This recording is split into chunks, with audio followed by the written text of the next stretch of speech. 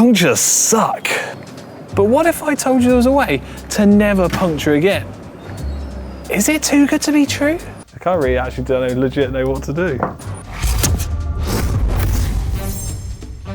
Well, in this video, I'm going to show you how I made these tyres airless, meaning it's physically impossible to puncture them.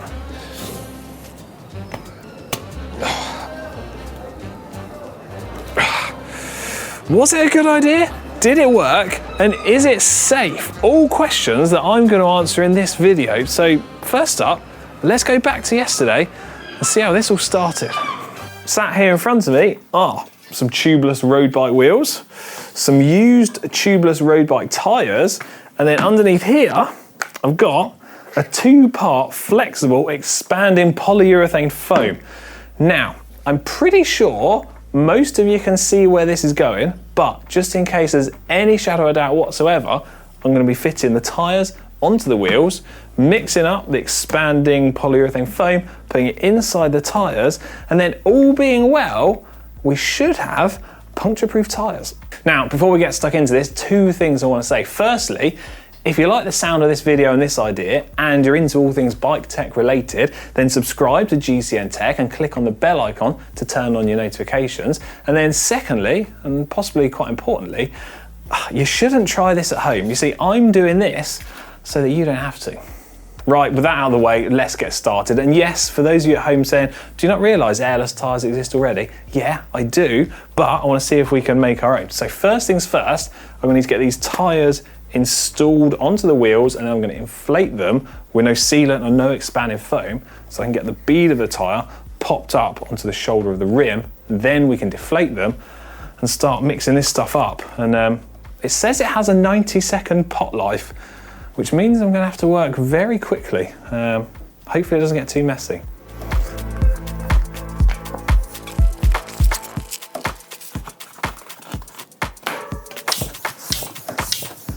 Tyres all on and popped up onto the sides. Perfect, happy days.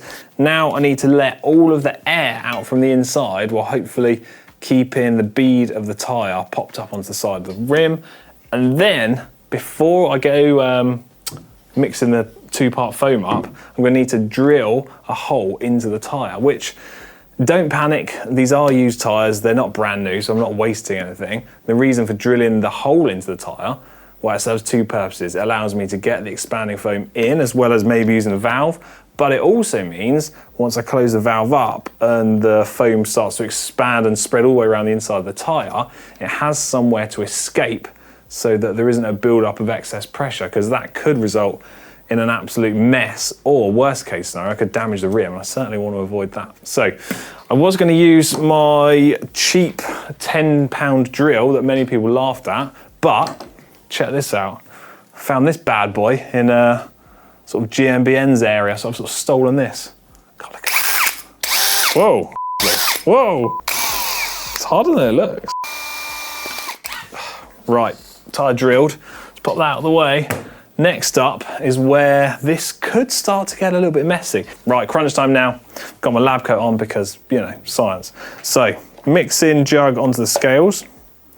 Zero the scales. Then I'm going to put all of this bottle in. I'm shaking it up a lot already. That's quite a lot, isn't it? So we're at 410, 15. So 420 grams we've got here, which means I need to use roughly half this bottle. So I need to zero these and get to 210 grams. So this, I think, is where our 90 seconds starts. 110. Right, lid on to get a mix in.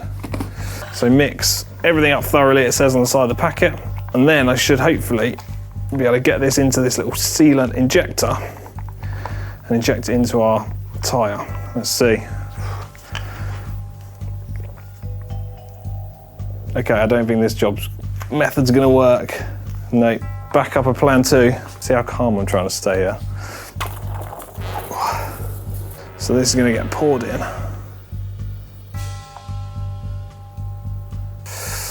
Right, carefully place this back on at the top.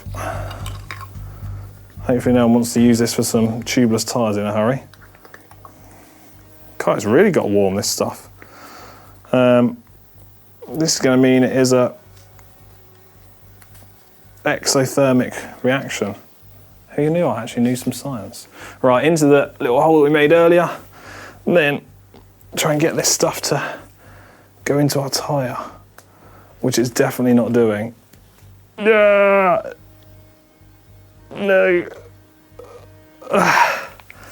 Right, okay, back to the drawing board again. Let's try this way. I'm not sure this is going to work either because I didn't make the hole big enough.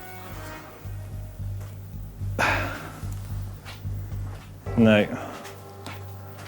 Oh God. It's expanded already. I can't really actually legit know what to do. Right, so we're on round 2. I've reassessed the situation and made some slight changes. Firstly, I've managed to get this stuff out of the mixing jug. And I've got to say, if I can get it inside the tyre, I think it's going to work. It's already quite firm, very sticky. I think it might work. So let's get this in the bin and out of the way for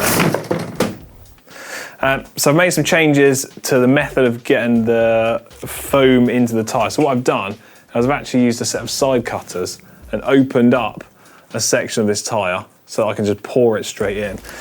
It feels, I don't know, very harsh to just cut a tyre open with some side cutters, but in the name of science and trying to redeem myself and my efforts from this, that's what I've had to resort to. Right, here we go. Moment of truth. Slowly does it. Oh, I think it's working. Absolutely, this is unbelievable, no way. I did spill a little bit. I don't know if you can see my arm is shaking, not only because I'm incredibly weak, but I'm actually slightly nervous. Once I've got all this in the tyre, I'm then gonna have to move it all around, try and get it to coat every little section. Try and make as little mess as I can. Any bits I've spilt, I can soon sort out. What I'm gonna do is get this to work its way round. It's very heavy on one side. Can't see any yet that's made it to this section. The tyre's very unweighted, look at that. Whoa, it's working, oh my God.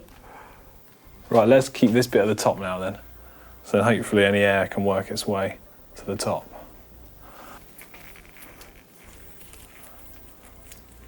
It's like a really, really bad science lesson, this. It's actually making me quite hungry. It's like mozzarella cheese. Okay, so while I wait for the foam to work its magic, set and go firm, it is, God, the tyre's really warm.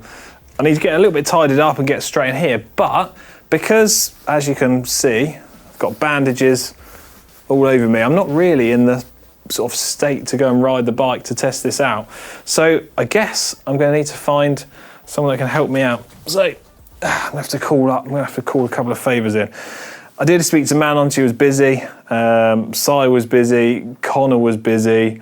I did try and call Dan. Dan just didn't answer the phone. I'm running out of people that would actually be sort of helpful in this situation.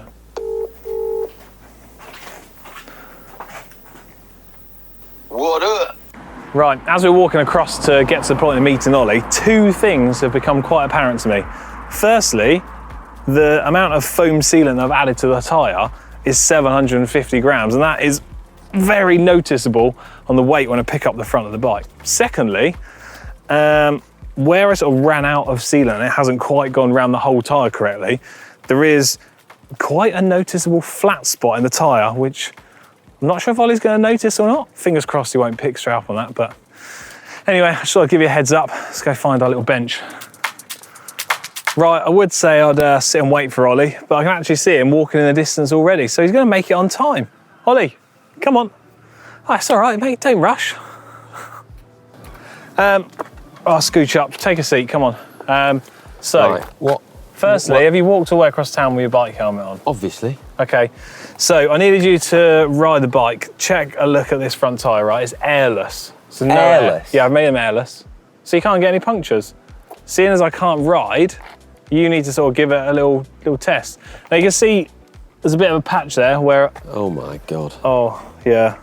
Avoid that bit. This bit, what's going on here? So what is that? Some of the foam didn't make it all the way around the tyres. There's a couple of little bits where it's a little bit soft. I'm not going to go into Why aren't you riding it? You know the answer to that. I'm not going to go into all the details of how it's done, how it's set up. Just go for a little ride, go pretty steady, keep your helmet on, and then I'll wait here and we'll sort of discuss your thoughts on it, shall we? This looks horrendous. I have a feeling it might be. What's in the back tyre? Oh, it's just normal tubeless. Basically, I ran out of... Why'd you run out? It all went wrong on the first attempt. We'll brush over that though. Good luck. Oh my God. This is horrendous. There's like a really bad flat spot. Yeah. What were you thinking? Well, there's potential for it. Can you hear it? Going like doosh, doosh. To be honest, I can see it.